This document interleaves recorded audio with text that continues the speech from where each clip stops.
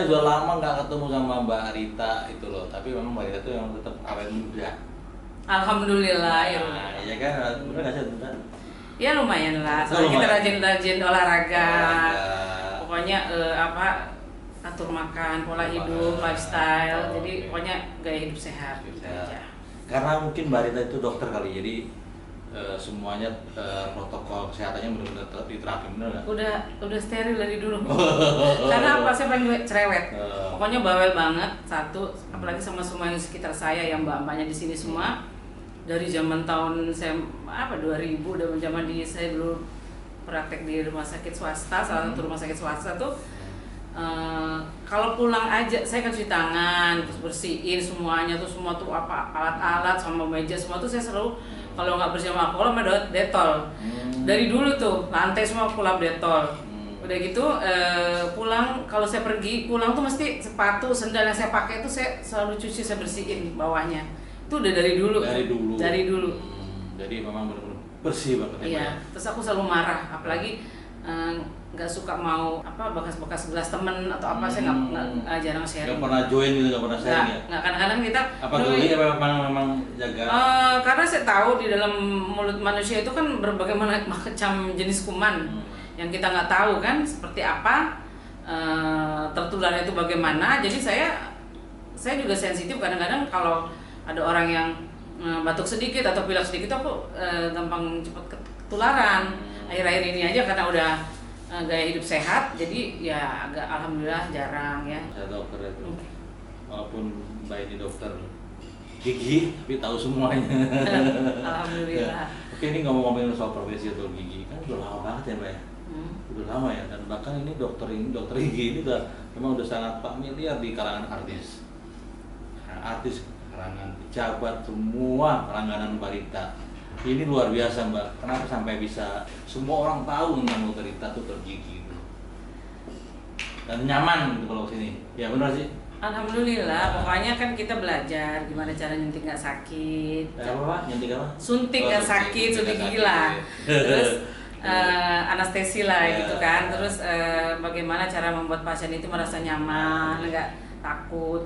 Saya selalu membuat klinik saya ini homey gitu, jadi nggak kayak seperti pergi ke rumah sakit atau menyeramkan gitu kan. Jadi mereka kayak datang seperti ke rumah aja mau berobat gitu loh. Jadi buat saya ya alhamdulillah pasien-pasien sih nyaman aja gitu loh. Ya termasuk sampai melari beberapa informasinya ya. Pak pejabat, para artis itu bisa kayak gitu. Ini gimana Mbak cara promosi bisa jago kayak gitu Mbak? Apa memang banyak dulu juga artis kali ya?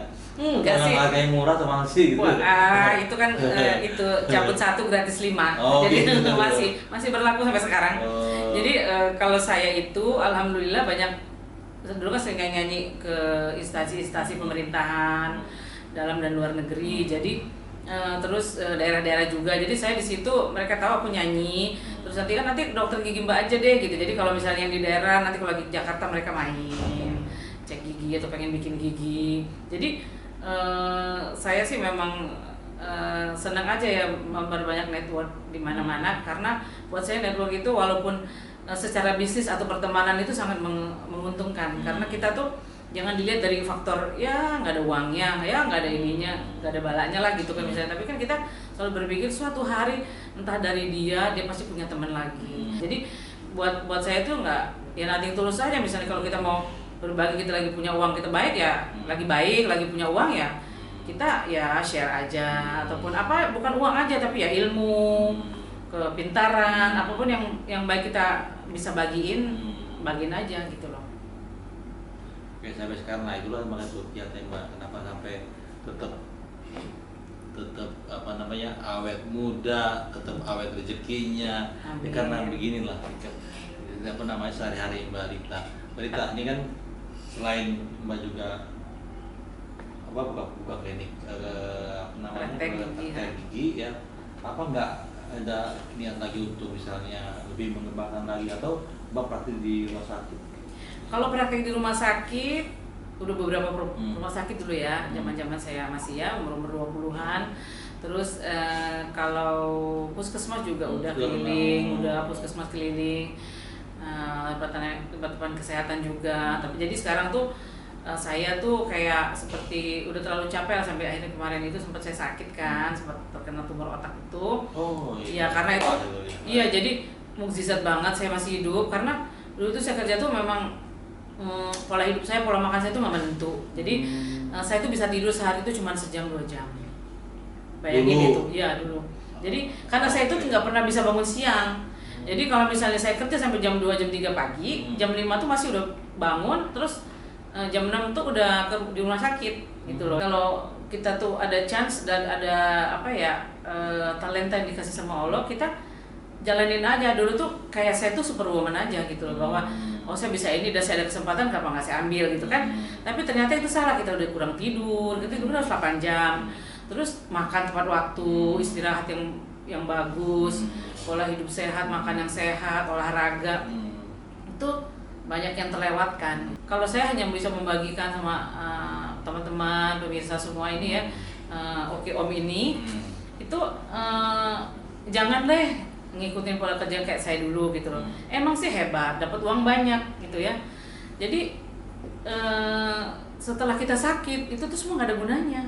Makan gak enak, biaya habis banyak. Jadi yang kita kumpul-kumpulin selama ini ya percuma, habis aja gitu kayak gitu. Karena orang sakit, orang nggak sehat itu kan sangat nggak enak. Gitu loh. Itu penyakit tumor nih, kanker tumor otak. Tumor otak itu tahun berapa ya Mbak?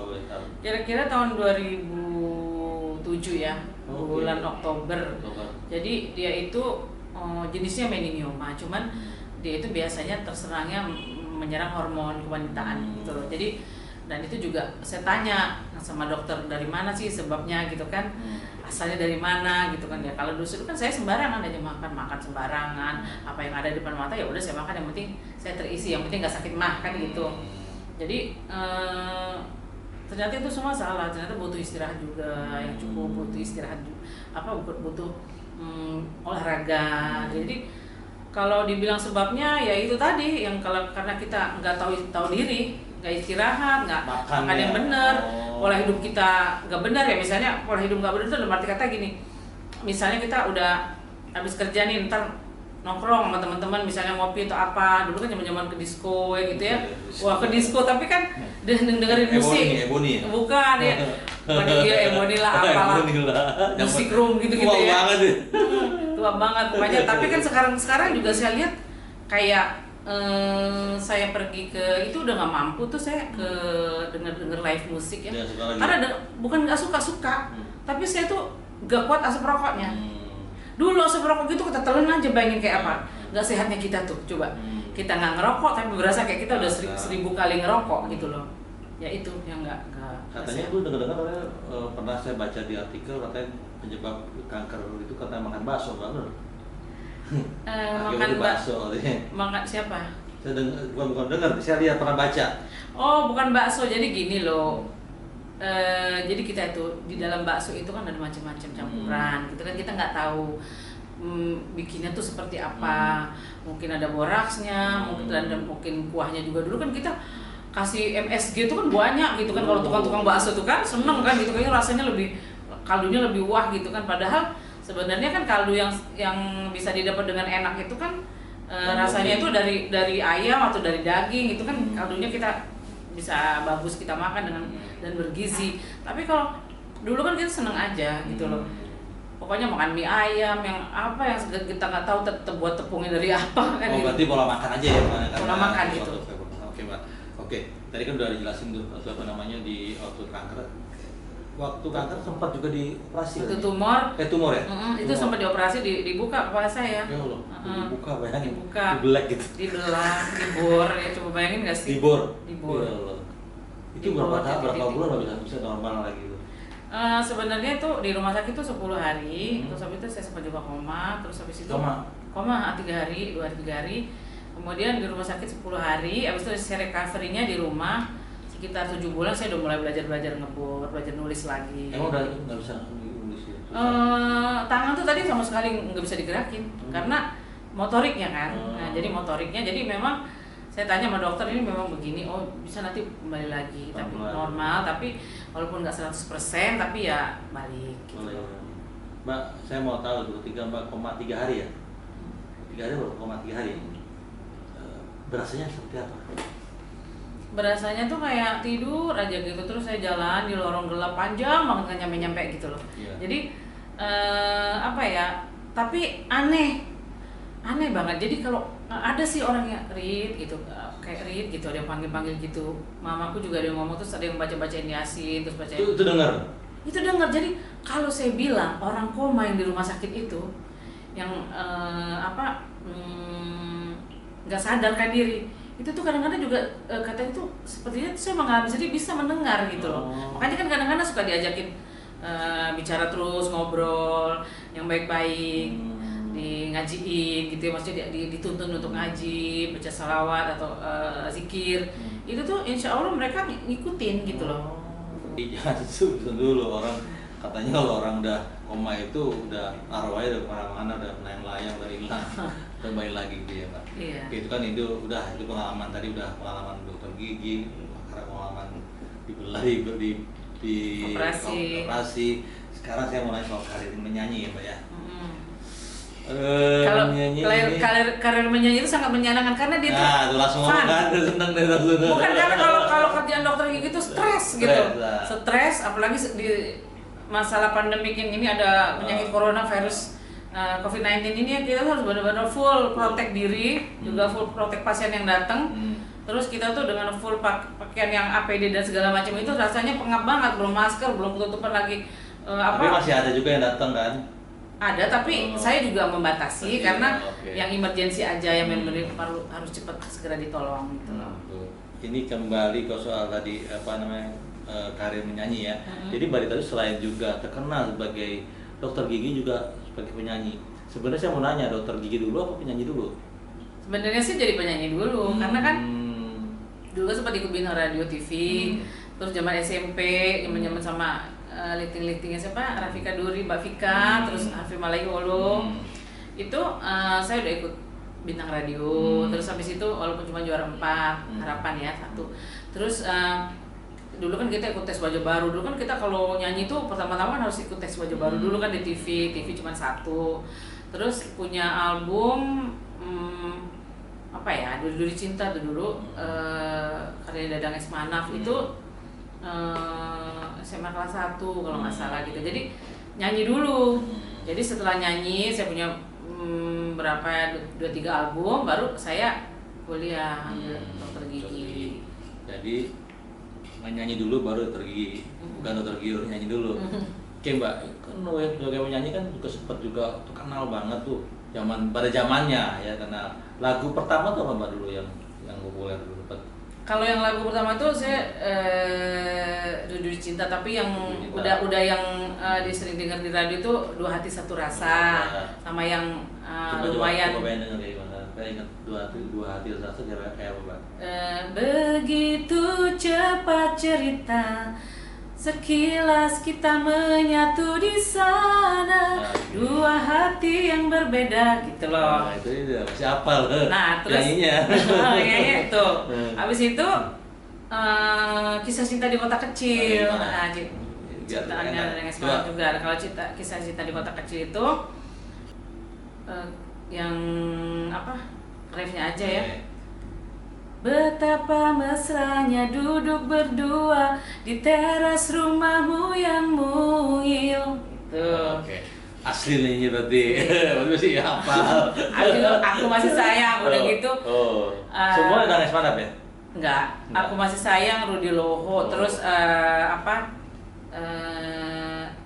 Bila Hati Berbeda. Hebatnya Mbak Rita ini ya, istilahnya tuh penyanyi berapa zaman tuh? 4 zaman, 3 zaman tuh gue. Berapa presiden? Presiden coba. 4 presiden ya? Soeharto, Pak Habibie. Pak Soeharto, Pak Habibie, Pak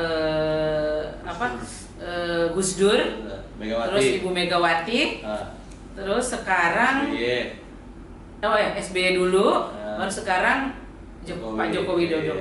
Kalau Pak Joko Widodo udah agak jarang nyanyi di istana. Dulu terakhir saya nyanyi di istana itu sama Ibu Megawati terakhir. Jadi memang penyanyinya banyak zaman, jadi sampai sekarang memang udah nyanyi zaman dulu, sekarang juga masih menyanyi zamannya Pak Jokowi. Ya. Ya, karena saya tuh prinsip bahwa berkarir itu menciptakan suatu apa ya, ide musik itu tuh nggak akan habisnya sampai umur berapa aja. Jadi buat saya ya fun-fun aja. Jadi mengekspresikan sebuah karya, terus suara kita masih melatih suara, ngetes vokal kita masih oke nggak gitu kan, itu kita harus tetap berlatih. Sekarang ini Mbak Rita lagi sedang berduet atau featuring dengan penyanyi yang terkenal sekarang ini, yang sebutan dengan ambiar ya. Nah, siapa? Didi Kempot. Mas Didi Kempot. Ini aduh sama Mbak sekarang bisa Didi Kempot. Oke, Mbak bisa ceritain Mbak, kenapa bisa ketemu sama Didi Kempot? Kebetulan saya dulu sering ada show-show di Solo ya. Nah, terus habis itu kenal dekat baik sama Mbak Yan, itu istri beliau. Jadi aku ya main jalan lah sama mereka. Terus akhirnya Mas, dulu belum musim-musim Didi Kempot masih di sini memang udah terkenal lah, di kayak di Suriname, sering ke Amerika kemana-mana. Cuman cuman kan saya tuh kepengen dari dulu tuh apa ya, karena saya orang Jawa asli, orang Solo, saya tuh kepengen banget, kenapa sih saya nggak punya lagu daerah asli sendiri gitu kan. Jadi makanya saya tertujunya kepada Mas Didi untuk bikinin lagu. Mas, bikinin dong lagu, ntar kita ya Mbak, tapi syutingnya di sini aja ya, sama rekamannya di Solo. Ya udah, akhirnya Solo kerja bareng deh sama Mas Didi. Terus sempat juga ya logat saya itu kan nggak Jawa-Jawa asli, karena saya lahir di Palembang, jadi lahirnya logat-logatnya banyak ada Palembang juga. Jadi diajarin lah sama dia, oh gini Mbak, Jawanya kayak gini, yang logatnya yang maksudnya cengkoknya kayak gini gitu. Lagunya Mbak? Judulnya ada dua kan? Judulnya Cemburu sama Sedetik Opo Semenit. Sedetik Opo Semenit. Ada dua lagu dengan juga aneh tuh. Ngapain sih Mas Didi itu juga bikin judul kok Sedetik Opo Semenit itu. Terus semuanya bikin lagunya Mas Didi. Kenapa lagi coba sekarang Mas Didi Kempot yang memang menjadi lagi rame ya. Oke, Mbak, apa sih yang dilihat dari sosoknya Mas Didi ini kan, walaupun dia sekarang belum sangat kenal, aku masih mau gitu loh, masih mau berdua dengan Mbak Rita. Ya aku nggak tahu ya, kalau Mas Didi itu seorang sosok yang ya baik. Dulu aku juga deket sama Mas Mami ya, kakaknya. Suka dulu tuh suka acara-acara kayak nyinden gitu, nyinden tuh yang campur sari. Suka tuh dulu pakai kain, duduk di bawah gitu, nyanyi sama grup-grupnya Mustika Ratu, sama Mas Tesi sama Mas Mami. Terus ya ketemulah sama Mas Didi itu satu sosok yang ya lucu, terus orangnya juga easy going aja, terus nggak terlalu juga kayak udah terkenal gimana tapi nggak sombong, orangnya oke. Terus masih sederhana, nggak hidup yang glamor kayak gimana gitu. Jadi ya kalau saya melihat dia tuh kalau nyanyi lagu Jawa tuh kayaknya dia punya karismatik gitu loh. Jadi dia kan terkenalnya kan maestro yang gagal patah hati. Jadi gagal patah hati kan, dia kan lagunya yang merana patah hati gitu. Jadi kadang-kadang tuh kalau nyanyiin lagu itu kok ngeliat mukanya juga sama dengan mukanya nerangsa gitu, nelongso kalau orang bahasa Jawanya tuh. Jadi dia pas masuk mimiknya, musiknya juga gitu, padahal sederhana, simpel, cuman didengar ya enak aja gitu. Mbak, ini kan ya kan banyak karena corona ini kan akhirnya semua kan terhenti, ya kan. Ya kalau Mbak masih bisa melayani atau bisa datang pasien, kalau ini semua Mbak, dunia entertain apalagi semua cancel, masuk juga kan Mbak juga. Ya gimana Mbak itu? Coba diungkapkan Mbak. Ya kalau suasana virus corona ini benar-benar ada ya suatu dari segi ekonomi bisnis emang hancur ya. Ya mau dari dokter gigi, mau dari apapun, mau jadi penyanyi, mau jadi kerja apapun, semuanya hancur gitu. Tetapi di situ ada hikmah tersendiri yang Allah berikan, bahwa kita jadi belajar hidup sehat, terus alam itu jadi berseri lagi. Contohnya nih, awan-awan sekarang jadi biru, terus polusi juga berkurang, terus kayaknya peremajaan dunia ini lagi yang udah tua gitu loh. Istilahnya kasarannya gini loh, dunia ini udah tua banget, terus dikasih stem cell baru supaya dia menjadi muda remaja lagi. Nah, Mbak, ini kan tadi udah difarid semua. Saya soal apa namanya, pribadi ya, sosok Mbak ini kan sudah lama ya Mbak ditinggal sama, sudah bercerai lama kan ya, lama Mbak, udah bertahun-tahun. Apa sih Mbak nggak nikah?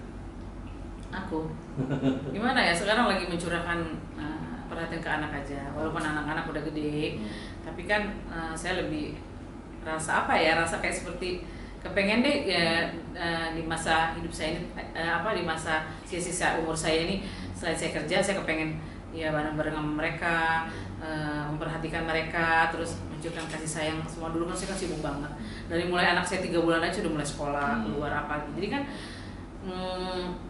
buat saya waktu kurang. Tapi jadi saya kasarannya gini, kalau saya sekarang disuruh jadi babysitter anak saya juga mau gitu loh.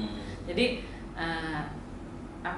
masih alhamdulillah dikasih sehat, dikasih banyak umur, jadi senang aja gitu ngelayanin anak-anak. Misalnya walaupun anak-anak mandiri, nggak suka dilayanin misalnya apa-apa, jadi bahkan sekarang anak saya sendiri yang layani gitu loh. Jadi memang sekarang ini hidupnya dikasih untuk anak-anak. Tapi kalau emang kasih jodoh, alhamdulillah. Nah, jadi kalau kan rezeki jodoh mau itu kan Allah semua yang ngatur. Jadi kita minta rezeki, kita minta jodoh, tapi pasti nggak mau minta maut kan. jadi kita minta rezeki, kita minta jodoh, dikasih sama Allah yang terbaik. Tapi kalau nggak minta juga, kita kata Allah kamu nggak butuh kok kan gitu. Nah jadi pernah minta nggak sih? Oh, ya Allah jodoh kan pernah minta? Dibukakan pintu rezeki, jodoh, semua itu udah ada satu paket tuh. Oh, satu paket. Nah, satu paket tuh kalau minta. Tapi dikasih rezeki dulu ya, belum kasih jodohnya. Jadi kalau memang nggak nyari kali Mbak? Nyari itu gimana sih kategori nyari ya? Soalnya kita udah. Misalnya ditemenin, jangan cariin dong gue, gitu-gitu sering gitu kan. Oh, kalau sudah cariin dong, tapi ntar yang aneh-aneh dicariin. Aduh, yang kita udah tua gini dilarang nyanyi, aduh. Dari mana jalannya gitu? Sedangkan kita kan udah terjadinya tuh udah. Kalau mau terima ya satu paketan begini. Gini, barangkali ada yang takut karena mau deketin Mbak tuh karena Mbak sudah settle, kaya, sudah punya. Kaya enggak lah, alhamdulillah. Pokoknya cukup aja bersyukur. Yang penting cukup bersyukur. Yang penting kita nih selalu dikasih nikmat sama Allah gitu aja. Kalau orang-orang bilang kayak teman aku, nih mau belanja nih, soalnya ntar pada kehabisan, takut barang-barang kehabisan. Saya ketawa loh, saya bilang kamu nih kayak takut mati kelaparan aja. Allah pasti sayang, pasti kasih kamu makan. Kalaupun nggak ada makanan, cari aja, ada daun-daun kan ada di pasar kan, beli daun, beli tempe kan kan gampang. Yang penting kita nih harus memikirkan bagaimana sih orang-orang yang benar-benar sampai cuman sakit ususnya sampai mengalami infeksi dan lain-lain karena dia nggak pernah makan sampai seminggu itu kan, lebih kita pikirin ke sana gitu loh. Kenapa egois memikirkan diri sendiri padahal dirinya tuh tahu bahwa dia pasti mampu gitu loh. Oke, banyak kan semua dikasih ilmunya, dikasih tipsnya semua di Dokter Ita. Oke, karena sudah terbatas Mbak, kita dibatasin tuh udah sekian menit, kita sudahi saja ya. Oke.